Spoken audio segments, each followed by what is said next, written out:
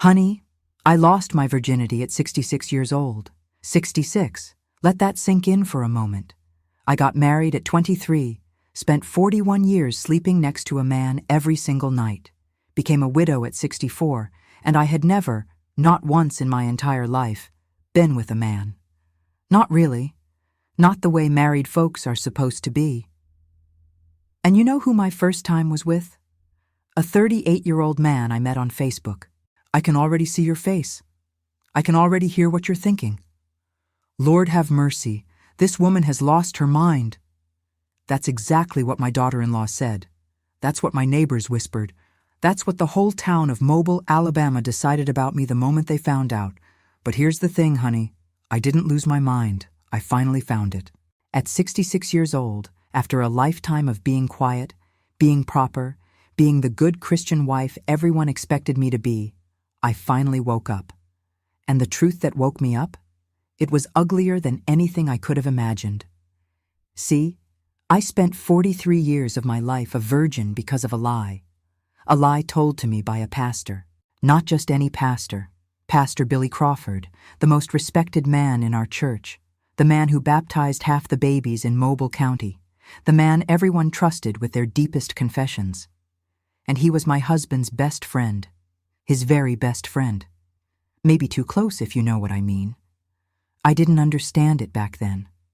I was young, I was naive, I was raised to believe that men of God don't lie, that pastors speak for the Lord himself.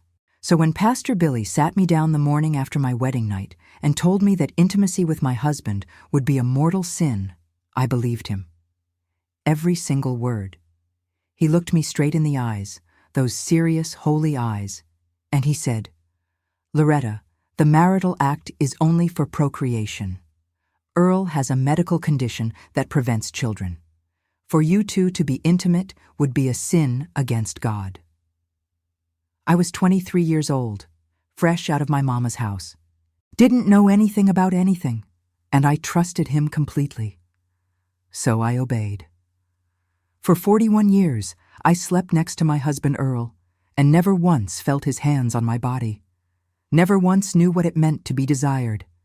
Never once experienced what every other married woman seemed to take for granted. I thought something was wrong with me.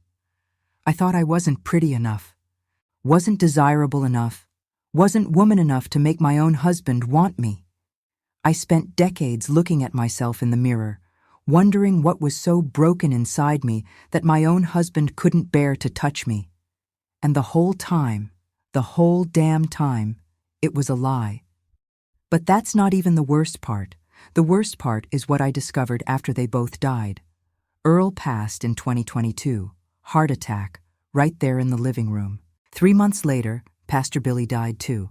The doctor said it was heart failure, but folks around town whispered something else. They said he died of a broken heart. Broken heart? Over a friend? I remember thinking that was strange, but I let it go. I was too busy grieving, too busy trying to figure out who I was without Earl, too busy being the proper widow everyone expected me to be. Then Pastor Billy's niece showed up at my door with an envelope. "Miss Loretta," she said, "Uncle Billy asked me to give you this after he passed, said it was important."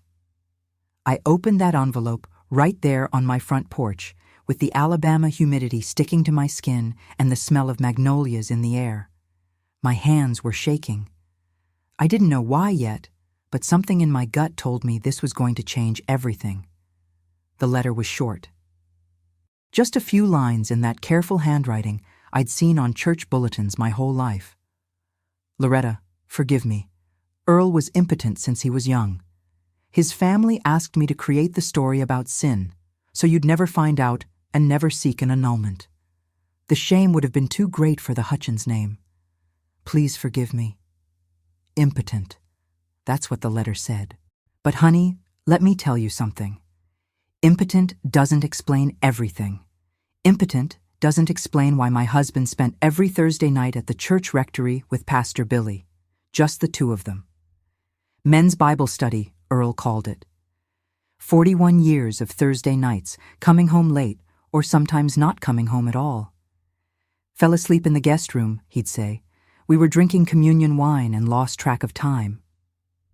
Every single Thursday. For 41 years. Impotent doesn't explain why Pastor Billy died of a broken heart 3 months after my husband passed. Impotent doesn't explain the 2 toothbrushes I found in that rectory guest room after Billy's niece cleared everything out. The 2 robes hanging on the back of the door. The photograph on the nightstand. Earl and Billy, arms around each other, smiling at the camera the way a husband and wife smile in their wedding photos. I'll never know the whole truth. I accepted that a long time ago. But I know enough. I know I was used. For 43 years, I was a cover story. A respectable wife for Earl Hutchins so nobody would ask questions. A proper Christian woman to keep the gossip at bay. A shield so 2 men could have whatever they had without anyone in Mobile suspecting a thing. And the cruelest part? They made me believe it was my fault. They made me believe I was undesirable. They made me spend 4 decades thinking something was fundamentally broken inside me. That's what religious manipulation looks like, honey. That's what it feels like to wake up at 64 years old and realize your whole life was a performance you didn't even know you were starring in. But this story doesn't end there. Because 6 months after I found that letter, I created a Facebook profile. And that's when I met Marcus, 38 years old, warm smile, kind eyes, and the first man in my entire life who made me feel like I was worth wanting. What happened next? Honey, it changed everything. But we'll get to that part. First, let me tell you exactly how I ended up here, married to a lie, sleeping next to a stranger, and spending 43 years thinking God didn't want me to be touched. Because you need to understand the full picture before I tell you how I finally broke free. My name is Loretta Mae Hutchins, and I was born right here in Mobile, Alabama, in the summer of 1958. Daddy worked the shipyards down at the port, came home every night smelling like rust and salt water, hands so rough they could sand wood without paper. Mama cleaned houses for the wealthy families over in Spring Hill, the nice part of town where the oak trees drape Spanish moss like wedding veils, and the lawns are always green even in August. We weren't poor, but we weren't comfortable either. We were that in-between kind of family, too proud to ask for help, too broke to ever get ahead. Daddy used to say, Loretta Mae, a Hutchins works for everything they got. Nobody hands us nothing. And that's exactly what I did, worked for everything. I started doing hair when I was 15 years old. My Aunt Della had a little salon in her garage over on Texas Street. Just 2 chairs, a sink she rigged up herself, and a radio that only played gospel and Motown. She taught me everything. How to press hair without burning the scalp. How to set rollers so tight they'd last a whole week. How to mix relaxer so it wouldn't eat through a woman's edges. By the time I was 19, I was better than Aunt Della. By 22, I had saved up enough to rent my own little space on Dauphin Street. Nothing fancy, just a storefront between a shoe repair shop and a place that sold funeral flowers. But it was mine. I called it Loretta's Beauty Box. Honey, that salon was my whole life for 32 years. I did hair for 3 generations of Mobile women, did their mama's hair, then their daughter's hair. I saw them through first dates, proms, weddings, divorces, funerals. I held their hands when their husbands cheated. I kept their secrets when they were the ones cheating. I listened to everything and never said a word to anyone. That's the thing about being a beautician in a small southern town. You become a therapist, a priest, a best friend, and a vault all rolled into one. Women tell you things in that salon chair they wouldn't tell their own sisters. And you learn to keep your mouth shut and your ears open. I heard it all, honey. Every kind of marriage problem you can imagine. Husbands who drank too much. Husbands who hit. Husbands who ran off with younger women. Husbands who couldn't perform in the bedroom. Husbands who wanted strange things, things those women would whisper about with their eyes wide, like they couldn't believe what they were saying out loud. And sometimes, not often, but sometimes, I heard about husbands who might have preferred something else entirely. Someone else. Another kind of love that nobody in Mobile was supposed to talk about. I listened to all of it, nodded in the right places. said and Lord have mercy, and honey, you deserve better. I was the perfect confidant, but I never shared my own secret, because my secret was worse than all of theirs combined. I was married. 41 years married to Earl Hutchins, one of the most respected men in Mobile County. His family owned Hutchins Hardware on Government Street, been there since 1923, back when his granddaddy first opened the doors. Everybody knew the Hutchins name, everybody respected it, and everybody thought Earl and I had the perfect marriage. We went to church every Sunday, sat in the third pew from the front, same spot for 4 decades. Earl wore his gray suit, I wore my Sunday dress with the matching hat. We smiled at the neighbors, shook hands with the deacon, put our tithe in the envelope like clockwork. We looked like the picture of Christian happiness. But honey, behind closed doors, nothing. Absolutely nothing. I spent 41 years sleeping next to a man who never once reached for me. 41 years lying in that bed, waiting for something that never came. 41 years wondering what was so wrong with me that my own husband couldn't bear to touch me. Do you know what that does to a woman? It hollows you out. Slowly, year by year, it carves away at everything you thought you knew about yourself. You start to believe the silence. You start to think the emptiness is your fault. You look in the mirror and you don't see a woman anymore. You see a failure. A body that nobody wants. A wife who couldn't even make her husband desire her. I tried, in the beginning. Lord knows I tried. Those first few years, I would put on my nicest nightgown, the pale yellow one with the lace trim that I bought special for my honeymoon. I would dab a little perfume behind my ears, the Chanel No. 5 my mama saved up for and gave me as a wedding gift. I would lie there next to Earl, my heart pounding so loud I was sure he could hear it, waiting for him to turn toward me. He never did, not once.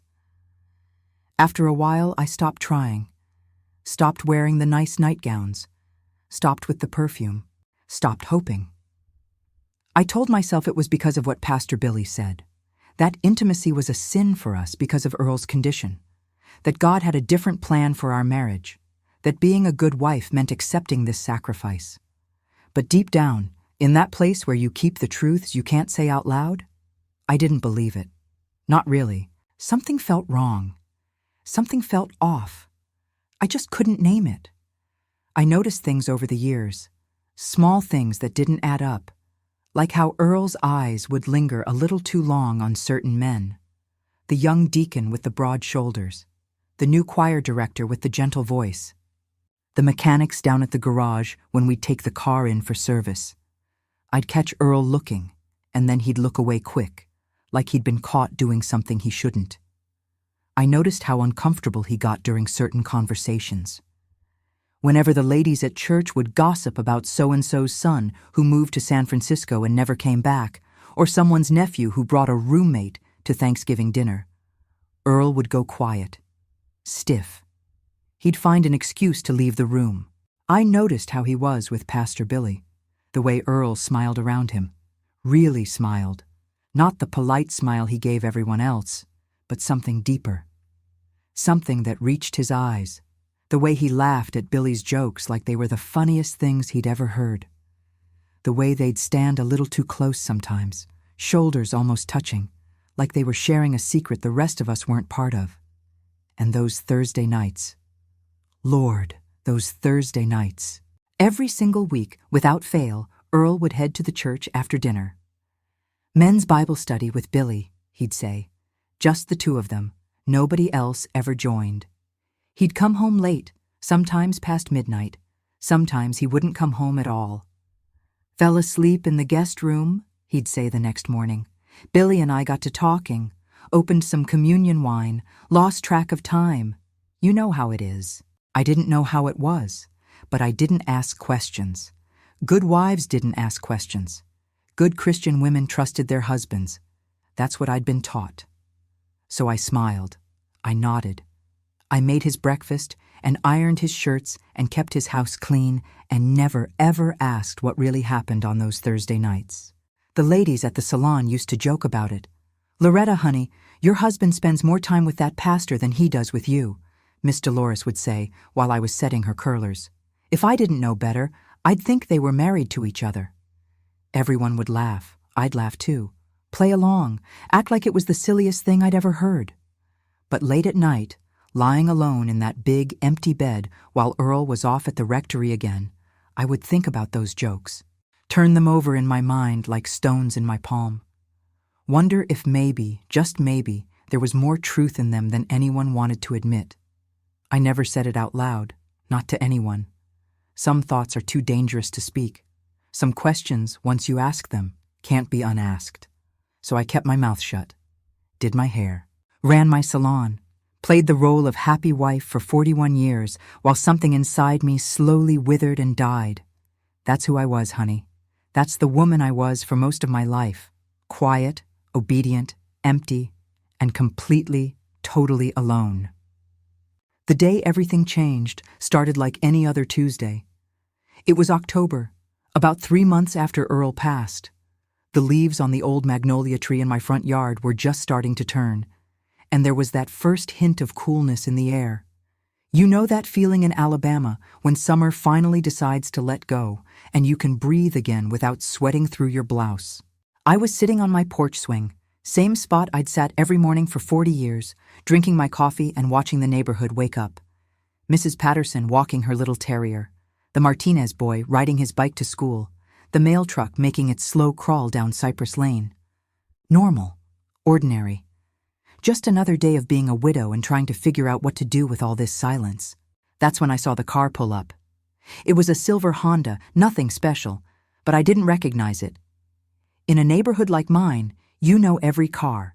You know who drives what time they leave for work, what time they come home. A strange car means something. Means news, usually. And in my experience, news is rarely good. A young woman stepped out. Mid-30s, maybe. Brown hair pulled back in a ponytail, wearing jeans and a cardigan even though it was still warm enough for short sleeves. She looked nervous, kept smoothing down her hair as she walked up my driveway. I knew her face, but it took me a minute to place it. Then it clicked. Pastor Billy's niece, Rebecca. I'd seen her at the funeral, standing in the front row, crying harder than anyone. She'd been close to her uncle. He'd practically raised her after her own daddy ran off when she was small. "Miss Loretta," she called out, stopping at the bottom of my porch steps like she wasn't sure she was welcome. "Rebecca, honey, come on up. Can I get you some sweet tea?" She shook her head. Her hands were trembling a little. She was holding something, a manila envelope, the kind you get at the office supply store, the kind that looks official and important. "I can't stay long," she said. Uncle Billy asked me to give you this. Before he passed, he made me promise. Said to wait 3 months after he was gone and then bring it to you. Said you'd understand." She held out the envelope like it was something hot. Something dangerous. I took it. The paper felt heavy in my hands, heavier than it should have for just an envelope. "Did he say what it was?" I asked. Rebecca shook her head again. Her eyes were wet now, tears threatening to spill over. "He just said it was the truth, and that you deserved to finally know it." Then she turned and walked back to her car. Didn't look back. Started the engine and drove away, leaving me standing there on my porch with 43 years of lies sitting in my hands. I didn't open it right away. I sat back down on that porch swing, envelope in my lap, and I just stared at it. My heart was beating so fast I could feel it in my throat. My hands were shaking worse than Rebecca's had been. Something in me knew, something deep down, in that place where women keep the truths we're too scared to look at directly. I knew that whatever was in that envelope was going to change everything. That once I opened it, there was no going back, no pretending, no more comfortable lies. Part of me wanted to throw it away, just walk inside, drop it in the kitchen trash, and go on with my life. Keep being the widow everyone expected me to be. Keep the memories of my marriage nice and tidy, wrapped up in a bow of respectability. But I'd spent 43 years not knowing, 43 years in the dark, 43 years accepting a life that never made sense, never felt right, never added up. I was 64 years old. How much time did I have left? Another 20 years, if I was lucky? Another 10? I didn't want to die still wondering, still confused, still carrying questions I was too afraid to ask. So I opened it. Inside, there was a single sheet of paper, white, unlined, covered in Pastor Billy's careful handwriting, the same handwriting I'd seen on church bulletins and sympathy cards and Christmas letters for 40 years. My eyes scanned the words, then scanned them again, then a third time, because my brain couldn't quite process what they were saying. Dear Loretta, if you're reading this, then I'm gone, and I can finally tell you what I should have told you 43 years ago. Earl was impotent, had been since he was a young man, some kind of medical condition his family never wanted anyone to know about. When you two got engaged, his mother came to me in a panic. The Hutchins name, the family reputation, the hardware store, everything depended on Earl having a respectable marriage. But she knew that once you realized he couldn't perform, you might seek an annulment. You might leave, you might talk. So she asked me to intervene, to create a story that would keep you in the marriage without ever knowing the real reason. That's why I told you intimacy was a sin. That's why I made up the rule about procreation. I used your faith, your trust in me as your pastor, to trap you in a marriage that was never what you thought it was. I have asked God for forgiveness every single day since. I don't know if He's granted it. I don't know if I deserve it. But I'm asking for yours now, Loretta. Please forgive me. Pastor William Crawford. I read it 4 times. Then I set the letter down on the porch swing beside me, and I stared out at the street for a long, long time. Impotent. That was his explanation, his confession, his big truth. Earl couldn't perform. The family was ashamed. So they used me as a cover. Used my faith as a weapon against me. Made me spend 43 years thinking I was undesirable, broken, somehow wrong, when the whole time it was just about protecting the precious Hutchins reputation. I should have been relieved, I suppose. At least I finally had an answer. At least I knew it wasn't my fault.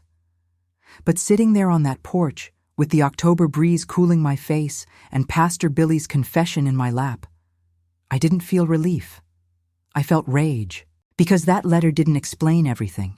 It explained why Earl couldn't touch me, but it didn't explain why he didn't want to. It didn't explain the way he looked at certain men, the way he smiled around Billy, the Thursday nights, the guest room at the rectory, the 2 toothbrushes I would later find, the photograph I would later see.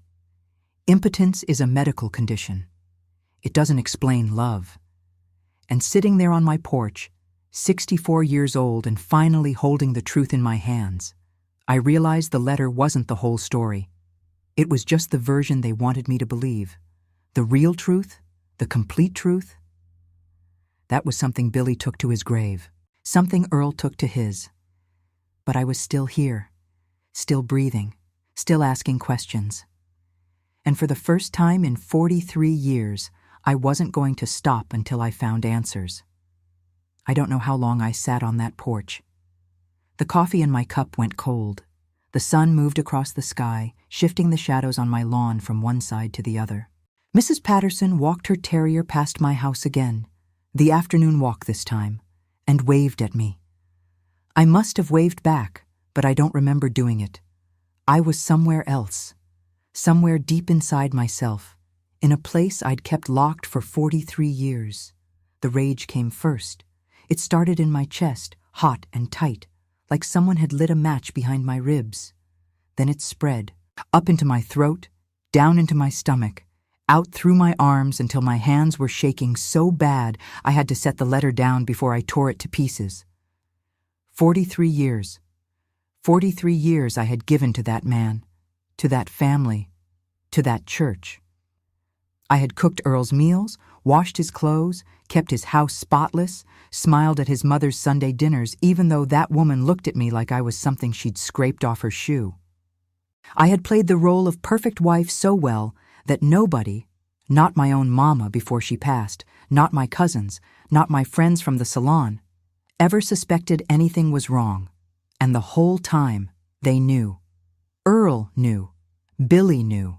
Earl's mama knew. They all knew that my marriage was a performance, a show, a lie designed to protect a family name and a hardware store. They used my faith as a weapon. That's the part that burned the most. They knew I was a good Christian girl.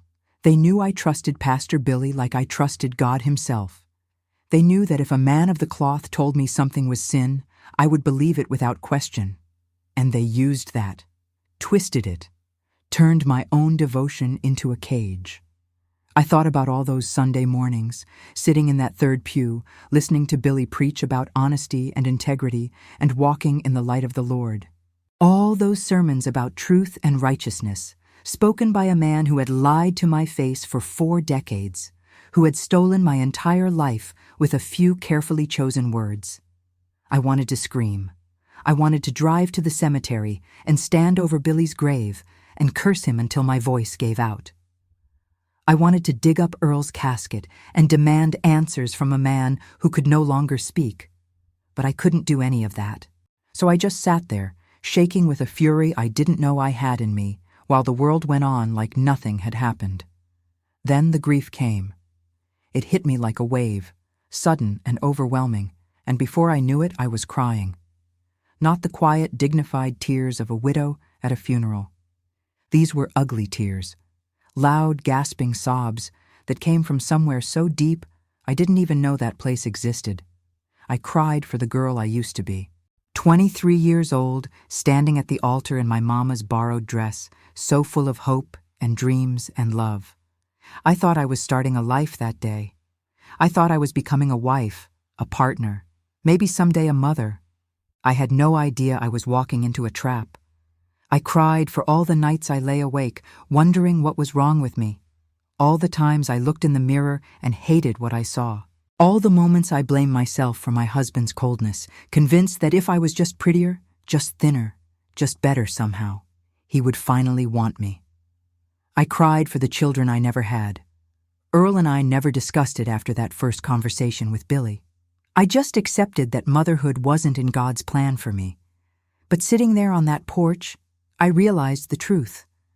I could have had children, with someone else, with a real husband who actually wanted me. I could have had a family, a full life, everything I dreamed of as a girl. They stole that from me. Billy and Earl and that horrible Hutchins family. They stole my chance at motherhood, my chance at real love, my chance at a life that actually meant something, and I could never get it back. The years were gone, vanished. 43 years I would never see again, spent in service to a lie. I cried until I had nothing left, until my eyes were swollen and my throat was raw and my whole body ached like I'd been beaten. Then I just sat there, empty, staring at nothing. The sun was setting by then. The sky over Mobile had turned that deep orange pink it gets in October, the color of ripe peaches, the color my mama used to call God's evening painting. Usually I loved that sky. Usually it made me feel peaceful, connected to something bigger than myself. That evening, it just made me feel small and foolish and impossibly, unbearably alone. I thought about what came next, what I was supposed to do with this information, who I was supposed to tell. Nobody, I realized. There was nobody. My parents were long gone. I had no siblings. Earl and I never had children, so there were no sons or daughters to confide in. I had cousins scattered around Alabama, but we weren't close, just Christmas cards and the occasional funeral. The women from my salon had been my friends for 30 years, but this wasn't something I could share over coffee and curlers. This was too big, too shameful, too strange. And what would I even say? My husband never touched me because he was impotent, or maybe because he was in love with our pastor? Nobody would believe me, or worse, they would believe me and then look at me with that particular kind of pity that makes you want to disappear. Poor Loretta, poor foolish Loretta who never figured it out. I couldn't bear that. I'd rather keep the secret forever than see that look in people's eyes. So I sat there as the sun went down, alone with a truth I couldn't share. And I wondered if this was how I would spend the rest of my life. Just existing, going through the motions, waiting to die so I could finally stop feeling this horrible, hollow ache. That's when something shifted. It was small at first. Just a spark, barely noticeable beneath all that grief and rage. But it was there, flickering to life in the darkness. I was 64 years old. I had maybe 20 years left if I was lucky, maybe more, maybe less. And I had a choice. I could spend those years the way I'd spent the last 43. Quiet, obedient, accepting whatever life handed me without complaint. I could keep being the woman everyone expected me to be, the proper widow, the faithful churchgoer, the dignified retiree who never caused a fuss. Or I could do something different. I didn't know what yet. Didn't have a plan, didn't have a clue where to start, but sitting there on that porch, watching the last light fade from the Alabama sky, I made myself a promise. I was done being a ghost in my own life. I was done being quiet. I was done being the woman they had made me into. Whatever time I had left, it was going to be mine. Really mine. For the first time in 43 years, I was going to live for myself. I just had to figure out how. 3 weeks after I read that letter, my niece Tammy showed up at my door with a brand new iPhone in her hand and a look on her face that said she wasn't taking no for an answer. Tammy is my sister's girl. Well, my half-sister's girl from my daddy's second marriage. She's 42 years old, works as a nurse over at Providence Hospital, and she's got that no-nonsense attitude that comes from spending your days dealing with life and death. Nothing shocks Tammy. Nothing scares her. And she's got zero patience for self-pity. "Aunt Loretta," she said, pushing past me into the living room without waiting for an invitation. "I've been watching you mope around this house for 3 months, and I'm done with it. You're 64, not 94. Uncle Earl is dead and buried, and you're still here. So what are you going to do? Cry forever or actually live?" I opened my mouth to protest, to tell her she didn't understand, but she wasn't finished. "I know something happened," she said, softer now. "I don't know what, and you don't have to tell me. But I can see it in your face. Something broke open, and you've got 2 choices now. You can let it destroy you, or you can use it to finally wake up." She held out the iPhone, rose gold, brand new, still in the box. "I'm putting you on my phone plan. This is yours. I'm going to teach you how to use it, and you're going to start connecting with the world again. No more sitting alone in this house talking to the walls." I stared at that phone like it was something from another planet. I'd never had a smartphone before. Earl and I had a landline, and that was enough. I didn't see the point of carrying a computer in my pocket. What would I even do with it? "Tammy, honey, I appreciate it, but I don't need—" "Yes, you do." She pressed the box into my hands. "You need to talk to people. You need to remember that there's a whole world out there. You've spent your whole life taking care of everyone else. Uncle Earl, the salon, the church, everybody.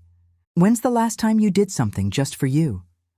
I couldn't answer that, because the truth was, I didn't know. Maybe never.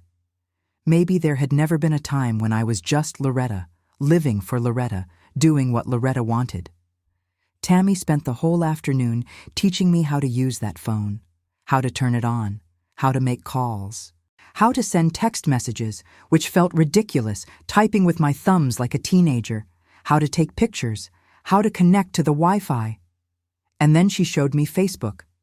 "This is where everybody is now," she said, scrolling through her own feed to show me photos and posts and comments. "You can find old friends, join groups for people who like the same things you like, talk to folks from all over the country, all over the world even." She helped me set up a profile. We used a photo from Easter the year before, me in my lavender dress, standing in front of the azalea bushes in my front yard.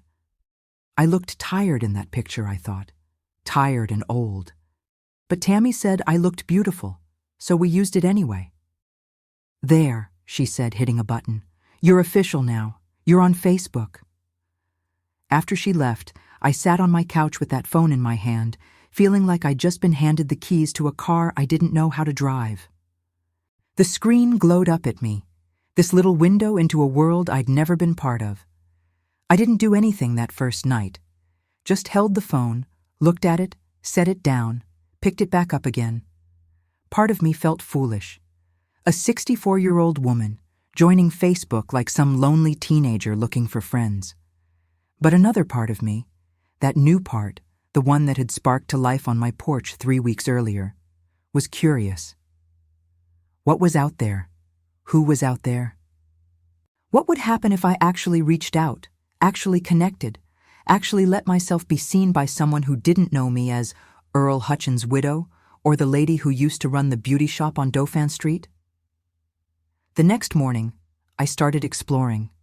I found a group for women over 60, then a group for widows, then a group for people who loved gardening, and one for old movie fans, and one for folks who grew up in Alabama in the 1960s. I joined them all, started reading the posts, looking at the pictures, seeing how other people live their lives. Some of the women in those groups had stories like mine, marriages that weren't what they seemed, husbands who had secrets, years lost to silence and loneliness. They wrote about it openly, honestly, and other women responded with support and understanding. No judgment, no pity. Just connection. I didn't post anything myself, not at first. I was too scared, too unsure, but I watched, I read. I learned that I wasn't as alone as I'd thought. And then, about 2 weeks into my Facebook experiment, I got a message. It was from a man named Marcus. His profile picture showed a warm smile, kind eyes, the sort of face that makes you feel comfortable right away. His profile said he was 38 years old, lived in Atlanta, worked as an IT technician, divorced, no kids. The message was simple. "Hi, Loretta. I came across your profile and I just wanted to say you have a beautiful smile. I hope that's not too forward. Have a wonderful day." I stared at that message for 10 minutes straight. My first thought was that it had to be a scam. I'd heard about those. Tammy had warned me about men who prey on older women online, pretending to be interested so they can steal your money. I wasn't about to fall for something like that. But something made me click on his profile anyway, just to look. His page was full of pictures. Marcus at a Braves game, Marcus with his sister and her kids, Marcus volunteering at a food bank, Marcus on a hiking trail somewhere with mountains in the background. Real pictures, normal pictures, the kind of pictures a real person posts. And in every single one, that same warm smile. I told myself not to respond. What would a 38-year-old man want with a 64-year-old woman? It didn't make sense. It had to be some kind of trick. But then I thought about what Tammy had said. About living instead of just existing. About doing something for myself for once. What was the worst that could happen? I send a message. He turns out to be a scammer. I block him and move on. At least I would have tried. At least I would have taken a chance. My hands were trembling as I typed my reply. "Thank you, Marcus. That's very kind of you to say. I hope you're having a wonderful day, too." I hit send before I could change my mind. Then I set the phone down, pressed my hand to my chest, and felt my heart beating faster than it had in years. I had no idea what I'd just started. But for the first time in 43 years, I felt something I'd almost forgotten existed. Hope. Marcus wrote back within the hour. I know because I checked my phone approximately 47 times in those 60 minutes, feeling more ridiculous with each glance. Here I was, a 64-year-old widow, clutching a smartphone like a teenager, waiting for her crush to text back.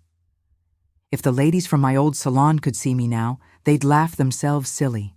But when that notification finally popped up, I forgot all about feeling ridiculous.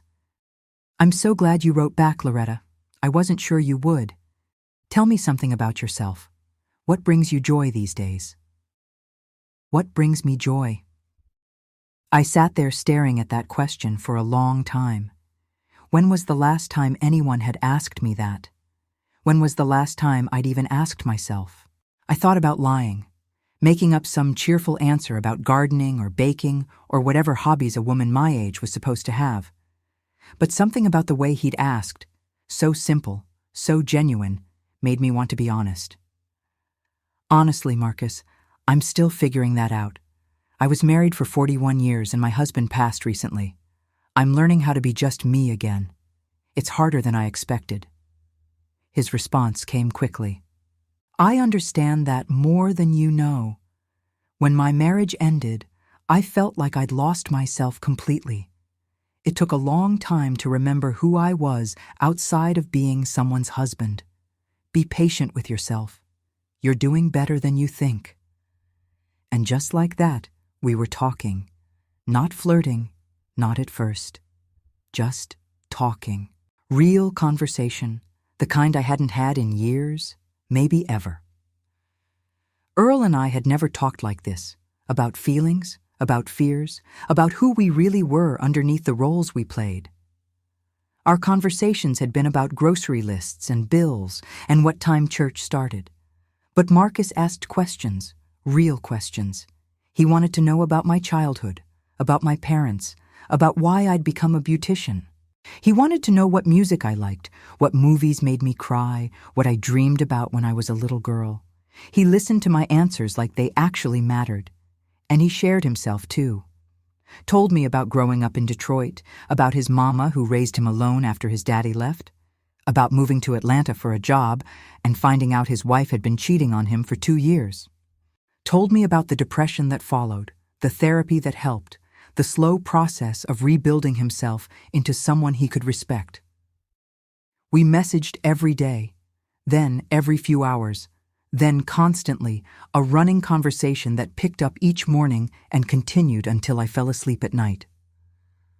After 2 weeks, he asked if we could talk on the phone. My hands were shaking when I dialed his number, shaking even harder when he picked up, and I heard his voice for the first time, deep and warm, with just a hint of that Detroit accent he'd never quite lost. Loretta, he said, and somehow just the way he said my name made me feel seen in a way I hadn't felt in 43 years. I've been looking forward to this all day. We talked for 3 hours that first call, then 4 hours the next night, then 5. I'd fall asleep with the phone still pressed to my ear, his voice the last thing I heard before I drifted off.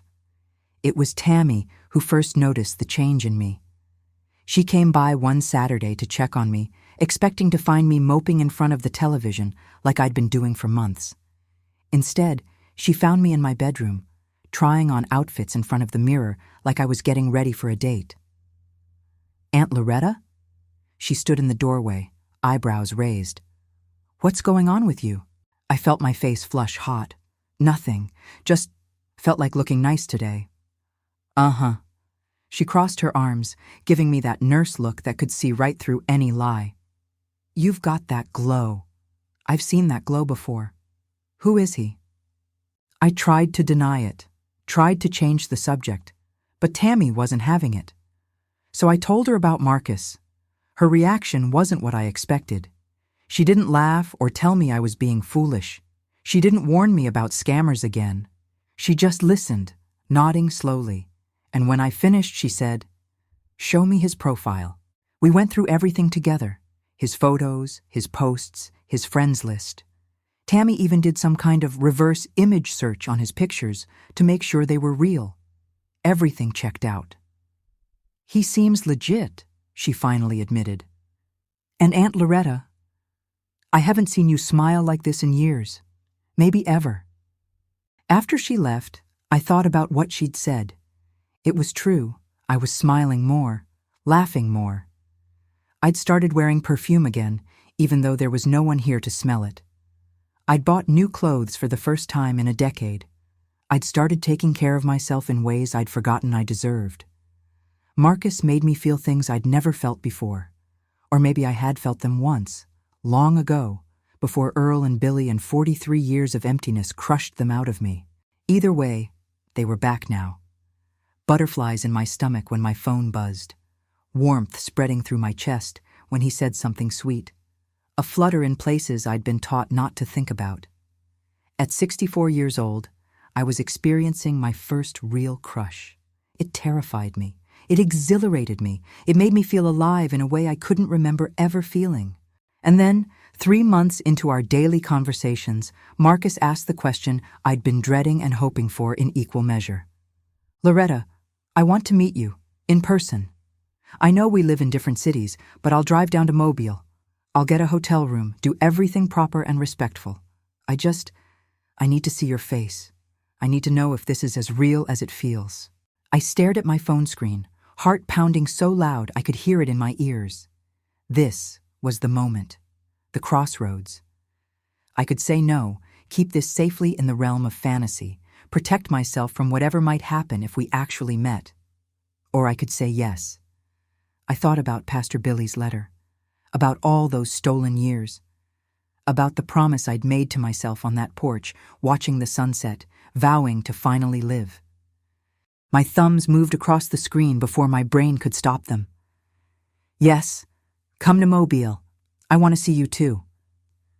I hit send, and somewhere deep inside me, in that place where I'd buried my desires for 43 years, something woke up. Something hungry, something ready. The week before Marcus was supposed to arrive, I did something I'd been putting off for months. I went to the church rectory. Pastor Billy's niece, Rebecca, had finished clearing out his belongings by then. The church had already hired a new pastor, a young man from Birmingham with a wife and 2 kids, exactly the kind of wholesome family image the congregation wanted. But the rectory itself was still empty, waiting to be cleaned and prepared for its new occupants. I still had a key. Billy had given it to me years ago, back when I used to bring casseroles over for church events. I'd never thought to return it, and nobody had asked. It was a Tuesday afternoon when I let myself in. The air inside was stale, thick with dust and the ghost of old cologne. Billy's cologne? I recognized it immediately, that sandalwood scent he'd worn for as long as I could remember. I don't know what I was looking for exactly. Proof, maybe. Something concrete to confirm the suspicions I'd been carrying since I read that letter. Or maybe I just needed to see it for myself. To stand in the space where my husband had spent all those Thursday nights and try to understand what really happened there. The main rooms were bare. Rebecca had done a thorough job. Empty bookshelves, empty closets, nothing left but furniture and dust. I walked through the living room, the kitchen, the small study where Billy used to write his sermons. Then I climbed the stairs to the guest room. The door was closed but not locked. I pushed it open and stepped inside. Rebecca had cleaned this room too, but she'd missed a few things, small things that probably seemed insignificant to her, but that hit me like punches to the gut. 2 hooks on the back of the bathroom door, where 2 robes had once hung. 2 indentations on the bathroom counter, where 2 toothbrush holders had sat for years. And in the nightstand drawer, which Rebecca must have overlooked, a stack of photographs. My hands trembled as I pulled them out. The first few were innocent enough. Earl and Billy at a church picnic. Earl and Billy on a fishing trip. Earl and Billy at someone's birthday party, paper hats on their heads, grinning like boys. But as I went deeper into the stack, the pictures changed. There was one of them on a beach somewhere. Not Gulf Shores, somewhere tropical, with palm trees and water so blue it looked fake. They were standing close, arms around each other's waists. Earl was looking at the camera, but Billy was looking at Earl. Looking at him the way I'd always wished my husband would look at me. There was another one in what looked like a hotel room. They were sitting on a bed, shoulders touching, holding glasses of wine. The intimacy in that image was unmistakable. You don't sit that close to your buddy.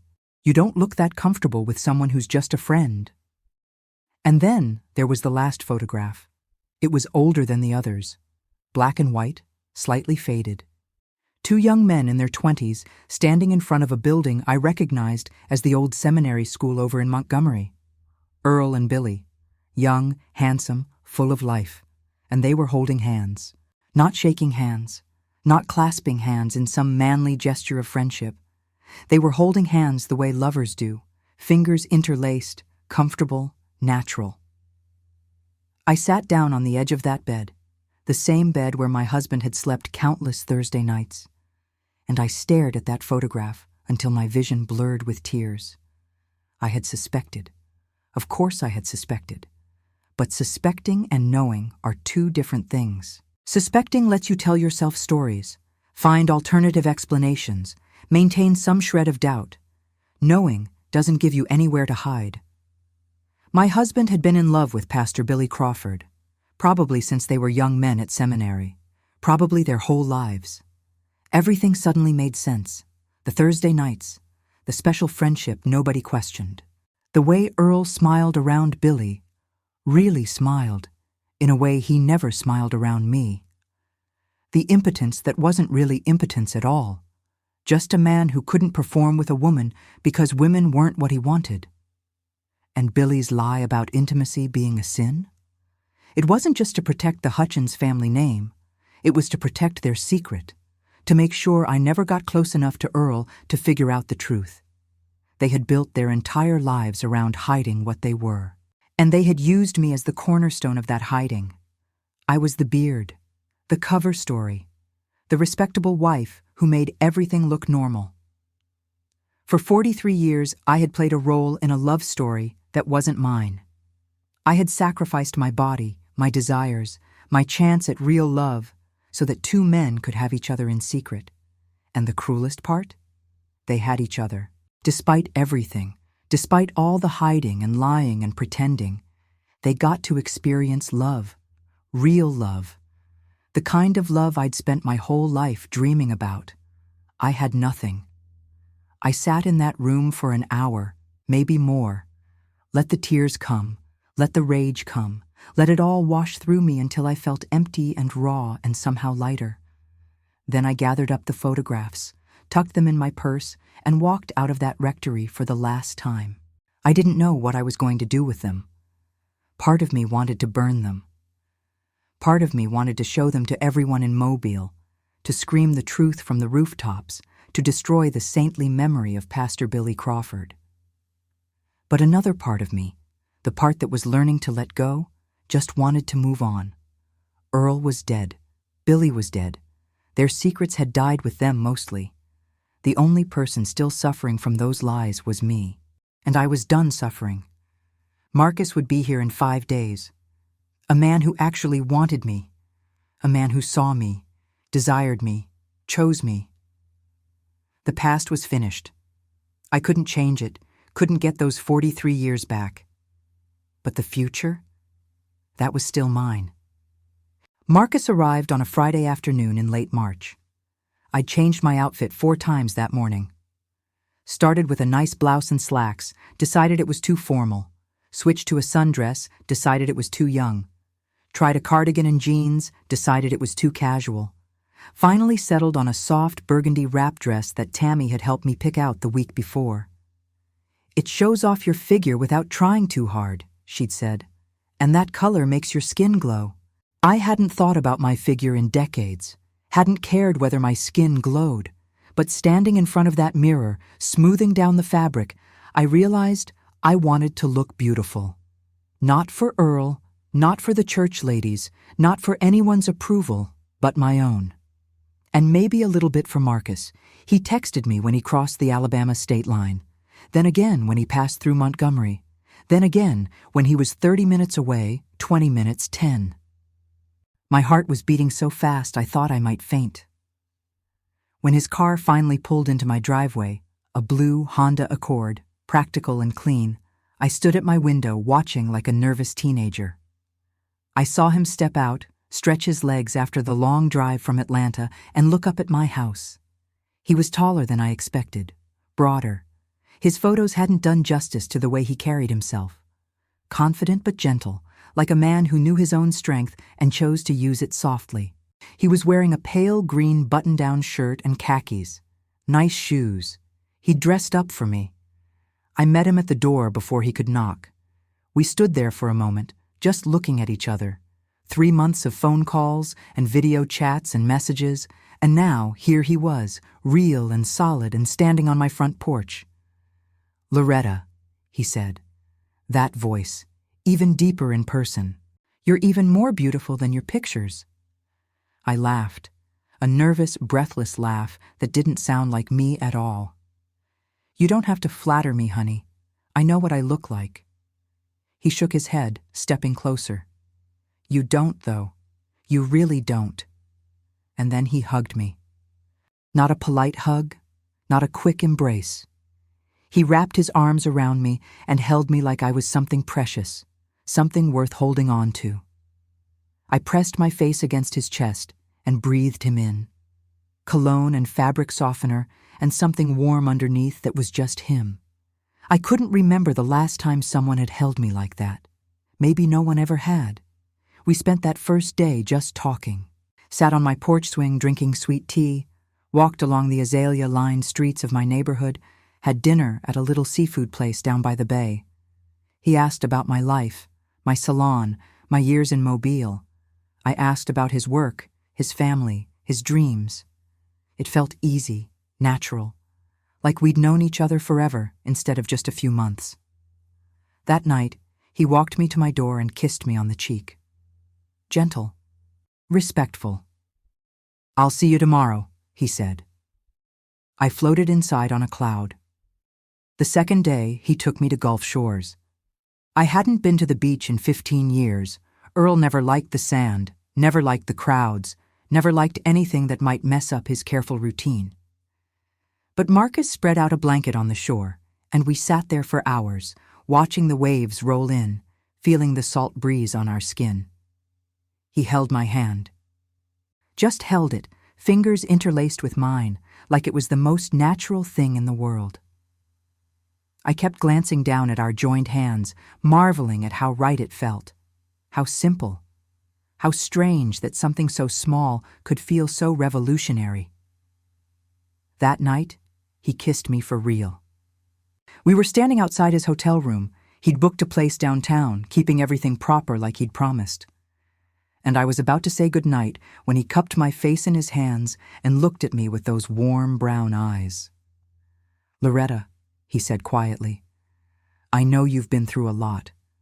I know there's things you haven't told me, things you're still carrying.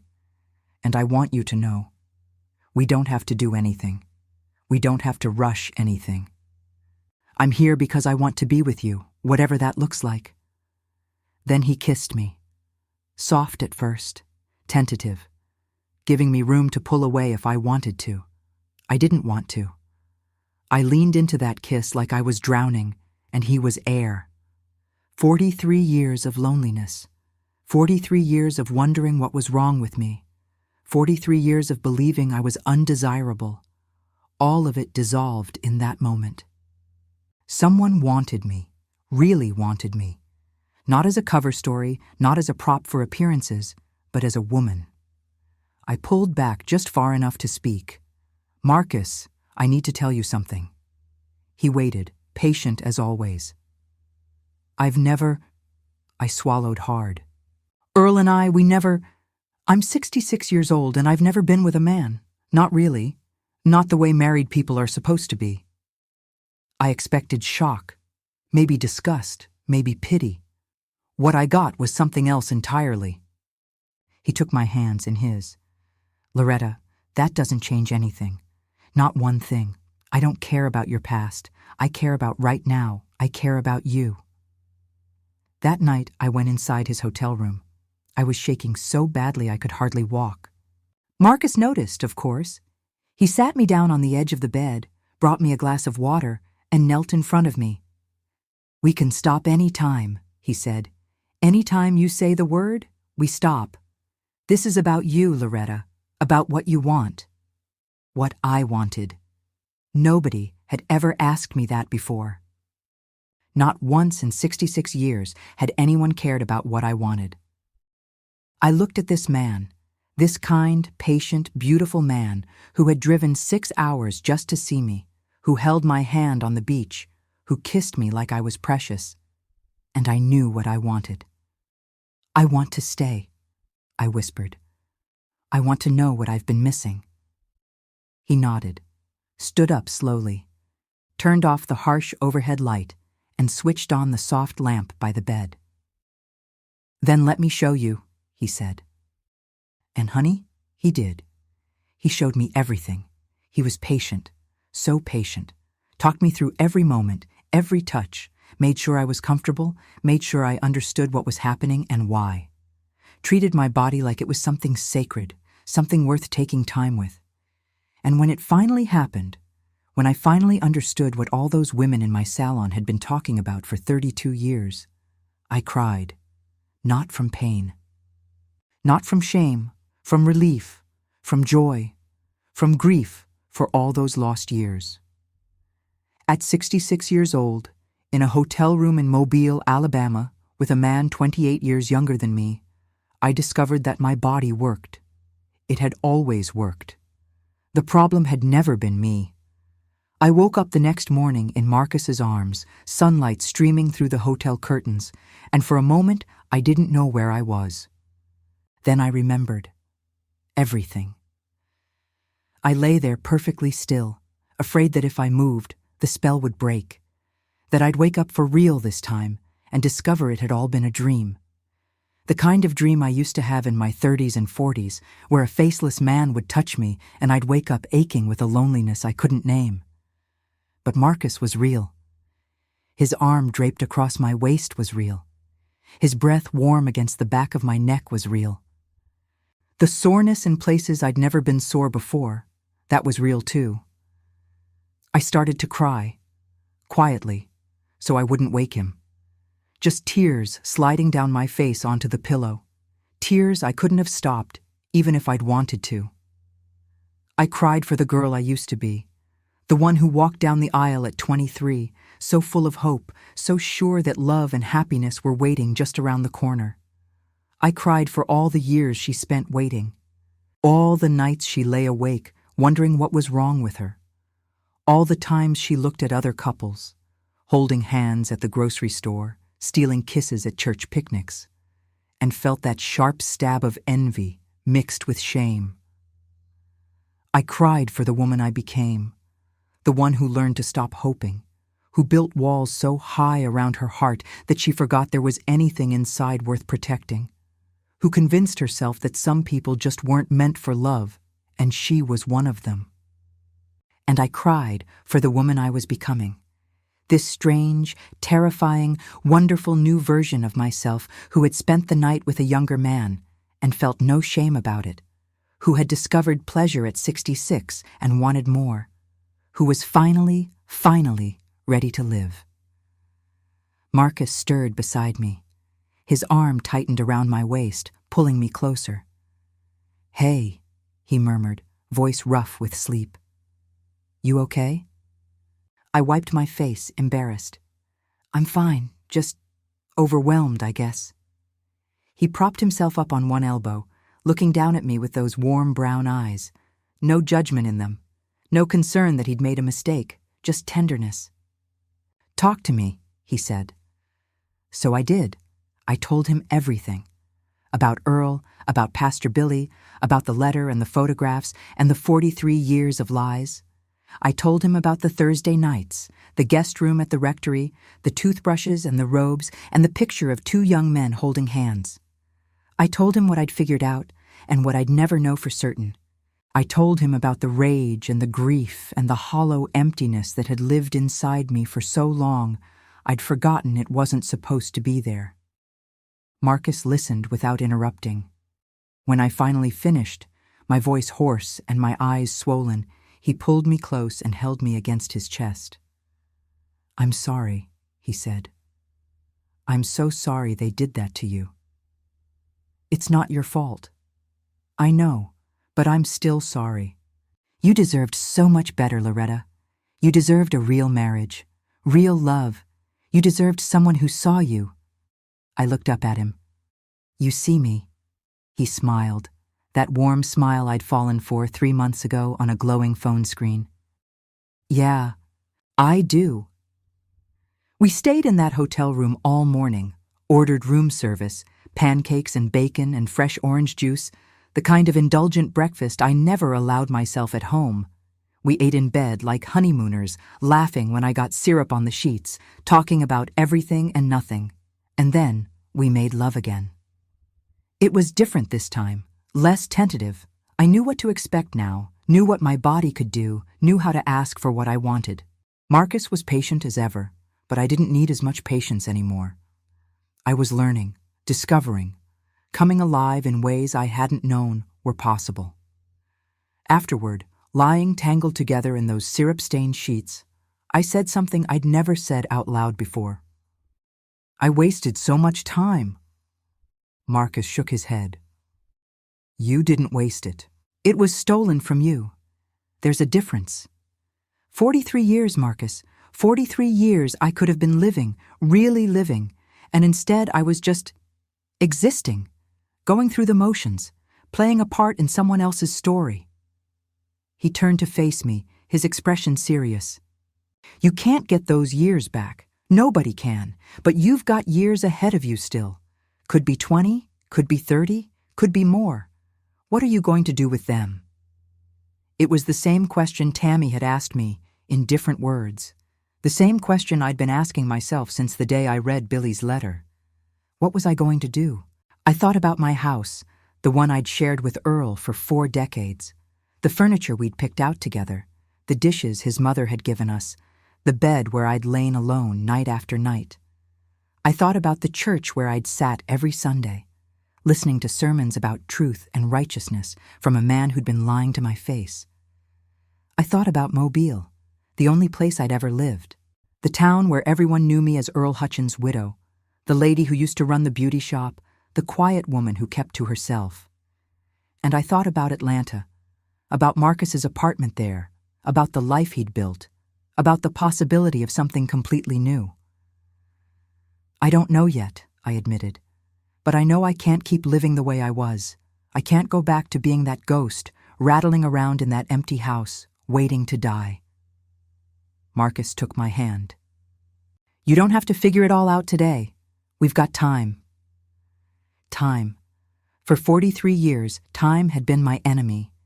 Each day that passed was another day lost, another day of that half-life I'd been living. But now, lying in a hotel room with a man who wanted me, who saw me, who made me feel things I'd never felt before.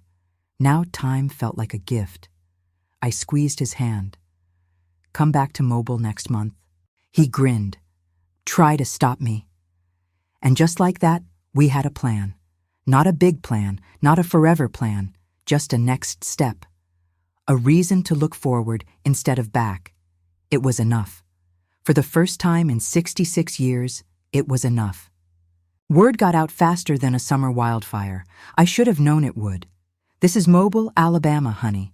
Population 200,000, but it might as well be 200 the way gossip travels. Everybody knows everybody, and everybody's business is everybody else's entertainment. It was my neighbor Charlene who saw Marcus leaving my house that Sunday morning. Charlene Patterson, 72 years old, walks her little terrier 3 times a day and hasn't missed a single thing that happens on Cypress Lane in 40 years. She was out there at 7 in the morning, 7, and she watched Marcus kiss me goodbye on my front porch, get in his car, and drive away. By noon, half the neighborhood knew. By evening, the whole church had heard. By the next Sunday, I was the most talked-about woman in Mobile County. And honey, they did not hold back. My daughter-in-law, Karen, was the first to confront me. She's married to my nephew, Dale, Earl's sister's boy, the closest thing I have to a son since Earl and I never had children of our own. Karen showed up at my door on Tuesday afternoon, arms crossed, face pinched up like she'd been sucking on lemons. Miss Loretta, she said, not even waiting for me to invite her in, we need to talk about what's going on here. I leaned against my doorframe, blocking her entry. What's going on where, Karen? Don't play dumb with me. The whole town is talking about you and some young man, a young black man, Miss Loretta. Charlene said he spent the night here, that he kissed you right there on the porch for anyone to see. I felt my spine straighten. His name is Marcus. He's 38 years old. He's an IT technician from Atlanta, and yes, he did spend time here. Is that a problem? Is that a problem? Karen's voice went shrill. You're 66 years old. He's young enough to be your son. Have you lost your mind? What would Uncle Earl think? And that's when something inside me snapped. 43 years of silence. 43 years of swallowing my words, keeping the peace, playing the role everyone expected. 43 years of protecting Earl's memory, Earl's family, Earl's precious reputation. I was done. What would Earl think? I repeated, my voice low and steady. Let me tell you what Earl would think, Karen. Earl wouldn't think anything, because Earl never thought about me at all. Not once in 41 years of marriage. Karen blinked, confused. What are you talking about? I'm talking about the fact that your sainted Uncle Earl never touched me. Never. Not on our wedding night, not on our anniversary, not once in 4 decades of marriage. I was a virgin until 3 days ago, Karen. 66 years old, and I'd never been with a man until Marcus. Her mouth fell open. No sound came out. And you want to know why? I continued, the words pouring out now like water through a broken dam. Because Earl spent every Thursday night at Pastor Billy's rectory. Because I found photographs of them holding hands like lovers. Because your Uncle Earl was in love with Billy Crawford for 50 years, and I was just the cover story, the respectable wife, the prop that made everything look normal. Karen's face had gone white as chalk. That's not true. You're lying. I have the photographs, Karen. I have the letter Billy left me confessing everything. Your precious family secret isn't a secret anymore. At least, not to me. She stood there, speechless for a long moment. Then her expression hardened. Even if that's true, she said slowly, it doesn't give you the right to shame this family. Running around with a man half your age, making a spectacle of yourself. People are talking, Miss Loretta. The church ladies are talking. Everyone is saying you've lost your mind. I smiled. Actually smiled. Good, I said. Let them talk. I spent 43 years being the perfect wife in a fake marriage. 43 years of shame that wasn't even mine to carry.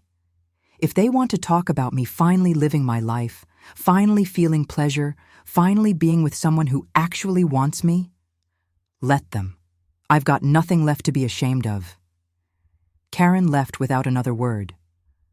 I watched her march back to her car, spine rigid with disapproval, and I felt absolutely nothing.